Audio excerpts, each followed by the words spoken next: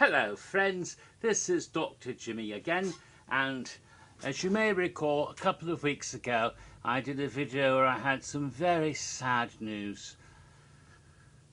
My poor little kitty Bob passed away, as I told you about, and when that happened we weren't sure when we would get another kitty, because, well, the last time that had happened with the old kitty back in 2001, it was several years before we got Bob.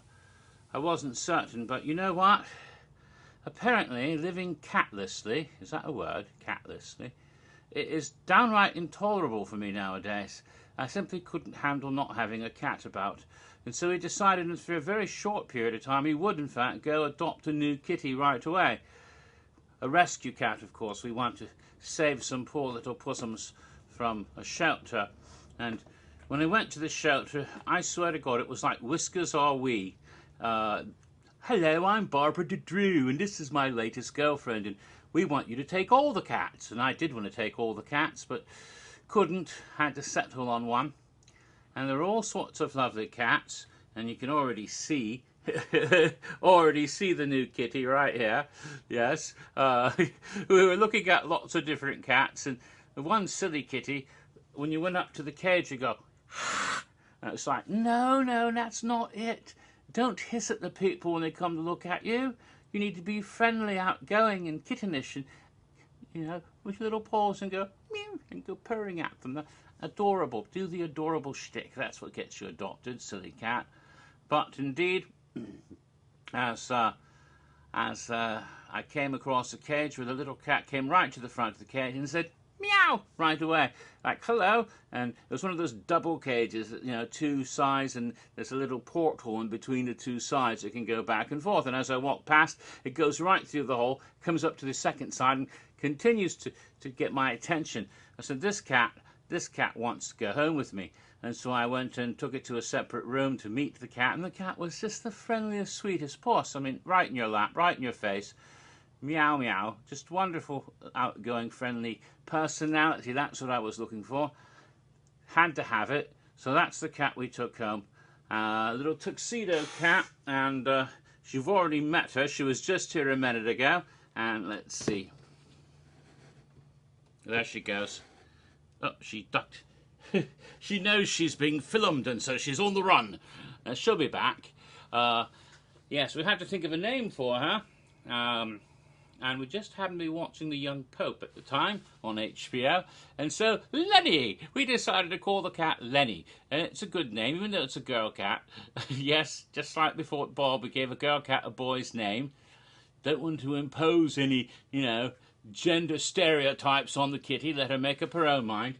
No, Lenny is a very wonderful cat. And when she went in the kitchen, first thing she did, whoosh! Right up to the top of the highest cabinet, to the very top, all the way up by the ceiling. Got a picture here. I keep it on my phone. Let's see. So you can see. She just left the room, so why is it doing that? Silly thing. I want to get the picture up. Here we go. Here's a picture of her. Let me enlarge it a bit. She went all the way up to the kitchen cabinets, the very top by the ceiling, looking for ceiling cat, I guess, trying to find ceiling cat up there. And so I don't know how she got up there. There was no way to get up there step by step. It was like she leaped all the way up. That's like, you know, 12 feet in the air. It's a super cat. That's why I've called her Lenny the Wonder Cat. Yes, she's a superhero. Bob was an evil cat, out to dominate the world. But this is Lenny the Wonder Cat, who's here to save us all. Yes, Lenny the Wonder Cat. That's what I call her. There's other Lennys I've named her after besides the young Pope. There's Lenny Bruce. I like his masked man thing especially, and she's got a bit of a mask. There's Lenny Henry, who was the only African-American to play Doctor Who so far, though it was a joke. It was a parody on his comedy program in the 80s, but it's hysterical. Go look up Doctor Who Lenny Henry. That's quite funny and prophetic. It made in the 80s, and it talks about, you know, the 21st century. A bit prophetic. You know, robot Thatcher running Britain. Isn't that what Theresa May is? A robot Thatcher, cyber woman Thatcher. Uh, then there's of course Lenny the mayor in Ghostbusters, and a bunch of other Lennys, including even Lenny Riefenstahl, the Nazi director, because she had a rather clever aesthetic. But and I think she's just a little bit fascist. All cats are a little bit fascist. So actually, she's a good cat. She's a very nice cat. Actually, Hitler hated cats. Roosevelt liked cats. Churchill liked cats. That tells you something right there. She's a good cat, actually. You never see Donald Trump with a cat. That tells you something right there, too. Oddly enough, last president to have a cat in the house was George W. Bush, who had 2 cats. Ernest in India. Ernest was called Ernest because it had a polydactyl. It had like 6 or 7 toes. And Ernest Hemingway had polydactyl cats.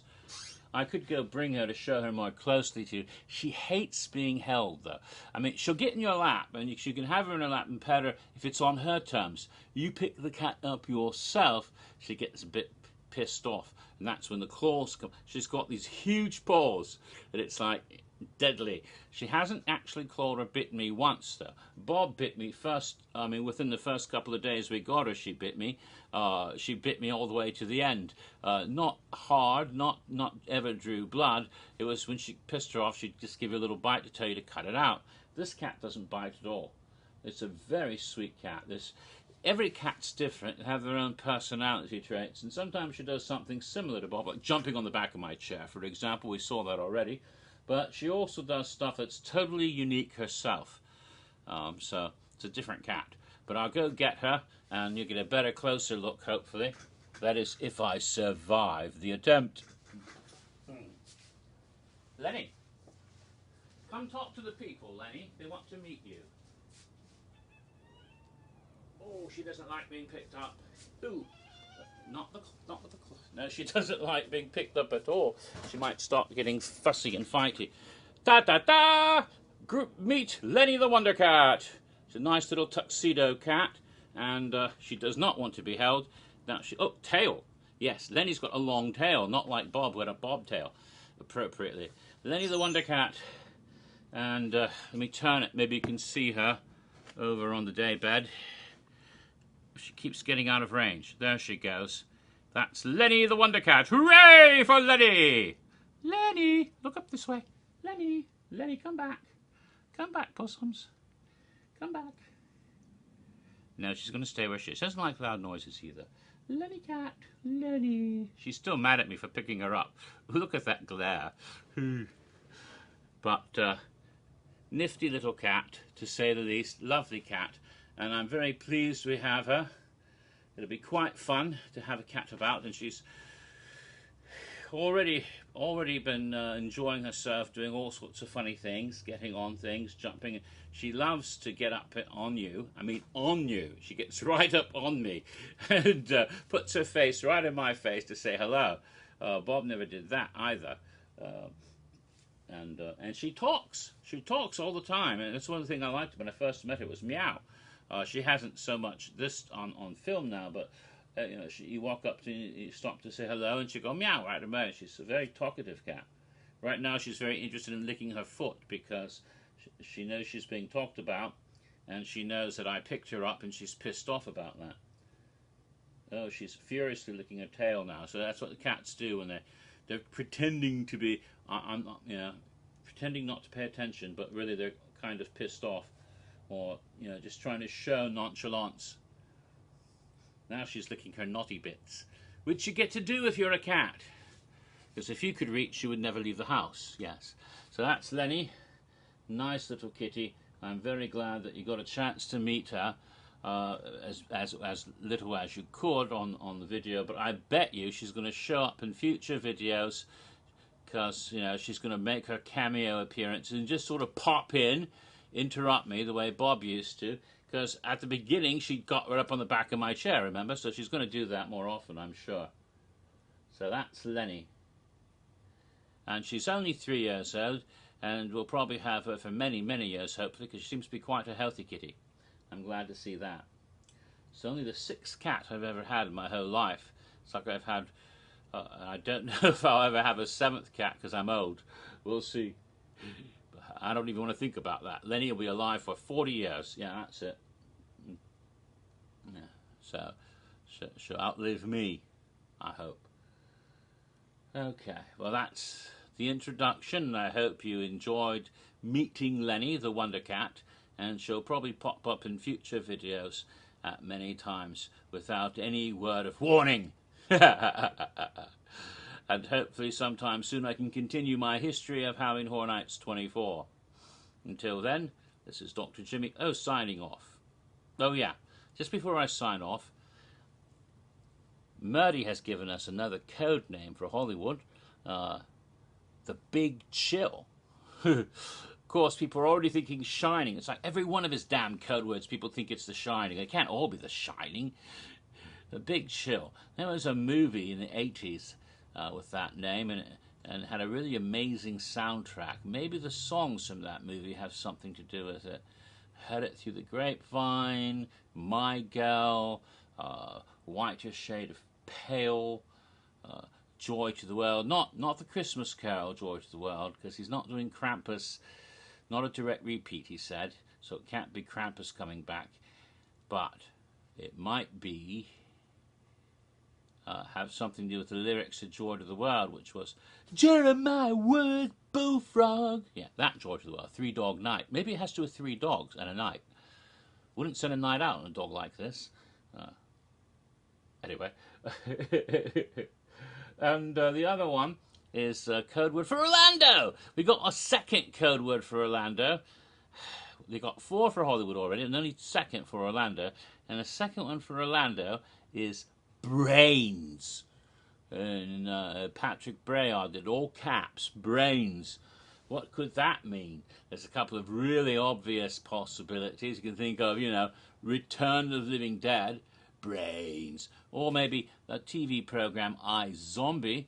Or maybe it's something more subtle. Because Orlando clues sometimes can be bloody obvious. Last year, for example, Texas Chainsaw Massacre's code name was Meat. And the code name for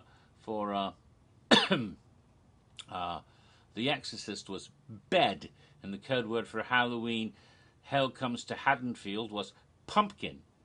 But at the same time, the most enigmatic house we had a code word for a long time. It was Cobweb, and that was the original house that turned out to be Tomb of the Ancients. That was difficult to figure out, Cobweb. So we don't even know if this is an original or an IP. And if it is an IP, we think of Return of the Living Dead. But if it is an IP, it might be something even better. I'm hoping it's not just more zombies.